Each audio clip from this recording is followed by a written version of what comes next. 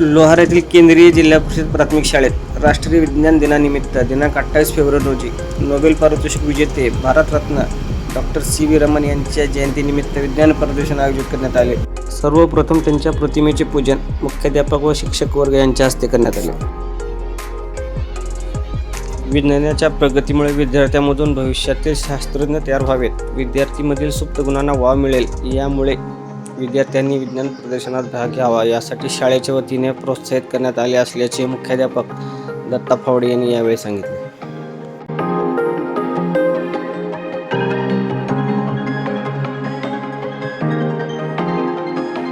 जिल्हा परिषद केंद्रीय प्राथमिक शाळा लोहारा या ठिकाणी राष्ट्रीय विज्ञान दिनाच्या निमित्तानं या ठिकाणी 52 विद्यार्थ्यांनी स्वतःचे प्रयोग या ठिकाणी सादर केलेले आहेत।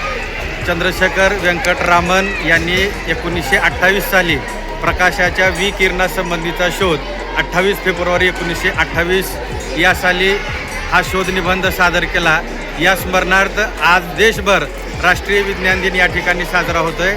आपल्या विद्यार्थ्याच्या मनामध्ये विज्ञानाविषयी आवड निर्माण व्हावी, अंधश्रद्धा दूर व्हावी या निमित्तानं आमच्या सर्व विद्यार्थ्यांनी पाठ्यपुस्तकाच्या व्यतिरिक्त या ठिकाणी स्वतःच्या कल्पना या ठिकाणी मांडलेल्या आहेत। या ठिकाणी परिपाठाच्या वेळी सर सी.व्ही. रामन यांच्या प्रतिमेचं पूजन या ठिकाणी केलेलं आहे।